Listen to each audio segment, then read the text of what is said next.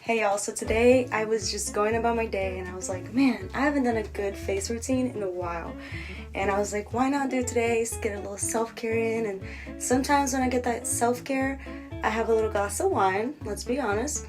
And when I do have a glass of wine, I had thought to myself, I'm like, man, if this was like a super expensive bottle of wine compared to this, I probably wouldn't even be able to tell the difference. And today I thought about what better time than to test out two different kinds of wine and then have a blind test to see if I can really tell which one is the more expensive one or not. So this is either going to be a test onto the fact that all wine are basically the same shit no matter the price, or it's going to be a great test to say that I don't know my wines. But either way, it should be fun. And after I try the kinds of wines, and I'll show you guys how I do my little face routine, so stay tuned. Alright you guys, so these are the wines we're going to test out. The first one is the Woodbridge one, which is about $6 or something like that. The second one we're going to try is this Apothic Red. I get this one all the time. This one's upwards of $15, something like that. But either way, I'm not sponsored by any of those. It's just me being bored and trying to test out some shit. So, and obviously this would have been a little bit more interesting if one wine was like hundreds of dollars and the other wine was, you know, the super cheap bottom shelf one. But hey, we're working with what we got here, so this is the test. So stay tuned. So for this to be nice and fair, I asked my kind brother to pour the two different wines for me in two different glasses, and I'm not gonna see him pour it, and he's gonna hand them to me, and I'm gonna see which one is which. Okay, so he just poured the two different wines without me looking in the living room, and I'm about to test them out, so let's see. So first one you give me, let me try this one.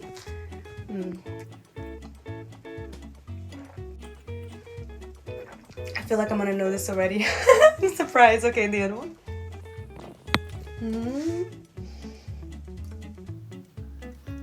I think this one is definitely the Apothic Red. Oh my god, he's checking. I don't remember. Yes? Yeah! I was right. Alright, so the reason why I think this one is the Apothic Red, one, because I've had the Apothic Red a bunch of times, and two, because it just feels a little bit like thicker. Okay, I'm not gonna sit here and pretend that I know terms for wine. I don't. But this one feels a little bit like, I don't know, a little deeper, you know, a little better. And this Woodbridge one just feels super light and like just like watery. I don't know. Let's see. Yeah, it just feels like boxy wine flavor. I don't know. I promise, guys, this is a blind test, okay? This is just me just guessing shit, okay? This is good.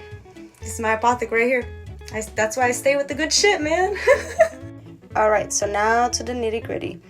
So for my face routine, I usually use a Derma Roller, and I'll explain how I use that later. That's a 0.25 Derma Roller, and I use a little Eyebrow Razor for my derma planing. I use this awesome Aztec Secret Healing Clay Mask, some apple cider vinegar, some Elmer's glue, and charcoal together, which I'll explain why later. Retinol, jojoba oil, a mixing bowl of any kind, some type of brush so you can put your clay mask on, or just use your fingers, it doesn't make a difference. And this you don't really need, but I use this to get rid of blackheads or any unwanted bumps I may have in my skin. It's really good for kind of like picking your skin, but be very careful. Real quickly, I just wanted to say I am by no means a professional. I am not a dermatologist. Do not follow this if you don't want to test it for yourself. And there's always different reactions to skin and ways people should do things with their own body. So only do this if you're down to try with your girl, but if not, don't, okay? This is just what's worked for me personally, so yeah. Alright guys, so the first thing we're gonna do is mix a little bit of this with some apple cider vinegar into a mixing bowl, and just mix enough so that it's not too runny and not too thick, enough that you can spread all over your face.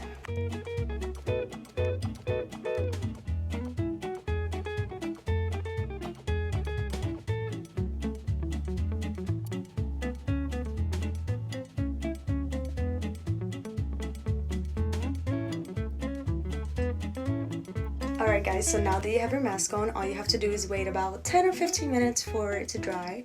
and you'll know that it's dry when your face cannot move and you cannot make any facial expressions and it feels like you just looked at Medusa. So just wait that long and wash it off. While I'm waiting for this to dry, as you can tell, the color's already changing onto that lighter gray color, you know, a little bit harder on your face. So while that happens, I'm going to tell you guys the next step. So the next step is you're going to need some activated charcoal and some glue. And you might ask, why the hell are you putting glue on your face? Well, I don't put it all over my face, I just put it on my nose. So not the other day, I always say the other day, but it was like a long time ago, I learned this trick that basically you mix a little bit of glue and a little bit of charcoal and you put it on your nose or on areas that you may have any blackheads. And once it dries, it becomes like, you know when you're in elementary school and kids put glue all over their hands and peel it off? That's how it is. So when you peel off, it's like a homemade blackhead mask. So it's pretty cool.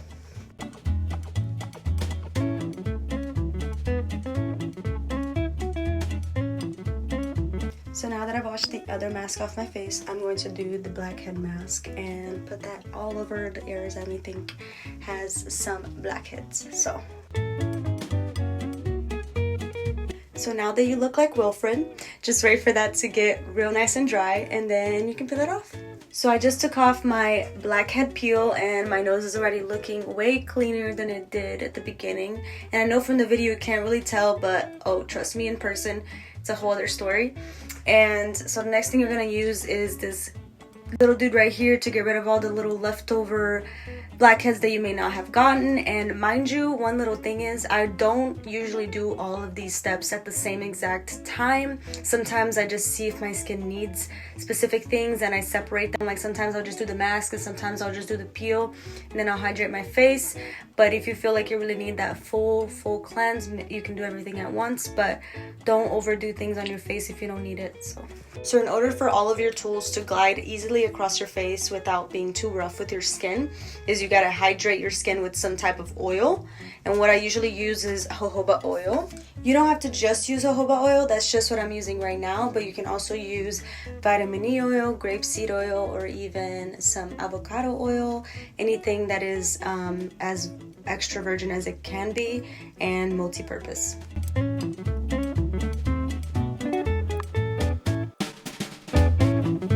So now what you're going to do is grab this tool and glide it across any area that you may think has whiteheads, blackheads, or any extra dead skin.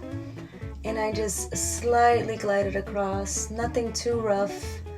You don't want to have any damage done to your skin. So the next step is going to be using an eyebrow razor in order to dermaplane your face. You would usually get this done for super pricey at a spa or something like that, and what they do is they use a type of razor that they glide across your face and that removes all your dead skin and any type of bumps you may have. But I found that doing this at home saves me some money and it's basically the same thing, so just get some good quality eyebrow razors to do so. And so you're gonna pull it and you're gonna basically shave your face.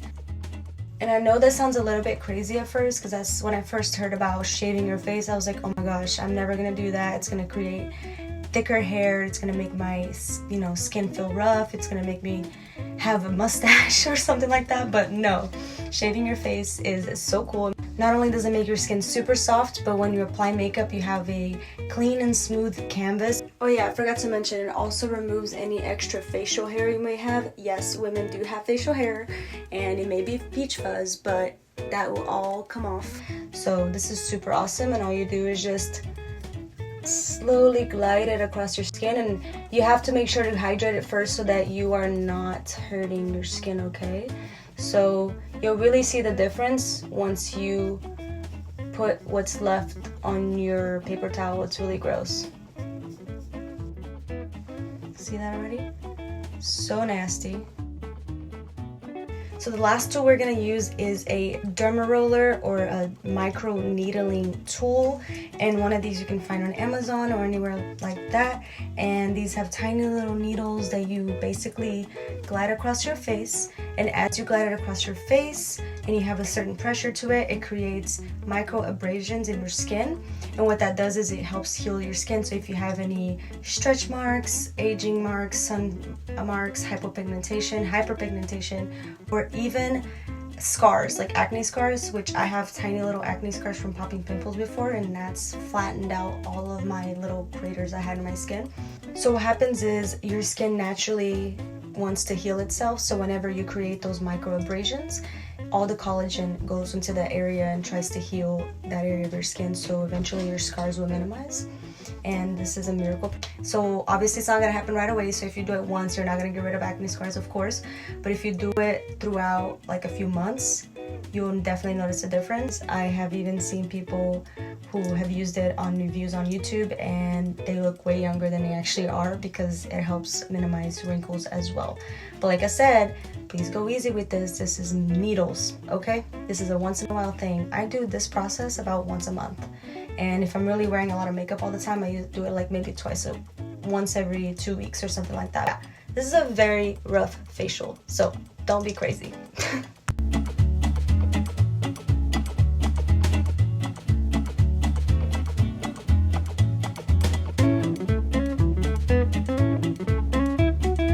After you've microneedled your face, all you're gonna need is to re-moisturize your face so that you can get all the extra nutrients your skin needs in order for it to heal. But what I do advise is do not do this during the day. Do it right before you go to bed, because during sleep your skin naturally heals itself and you can get all that time you need in order for it to heal.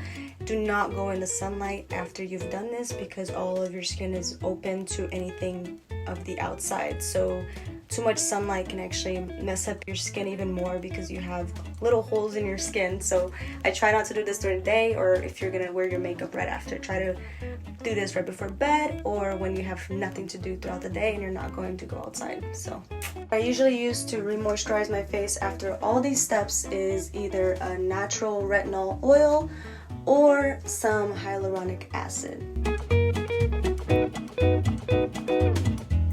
So of course your face is going to be a little bit red after all these steps, but do not worry. Go get your beauty sleep and wake up awesome. Alright you guys, so this is the end of my face routine. I'm glad you guys watched it, and if you liked it, give it a like, and I hope it was cool. I hope you learned something, and I hope you get to try it out. This is not something I usually do, and the little wine thing was kind of fun for me to do too, so let me know if you want to see more of that, and I hope you guys have a lovely day.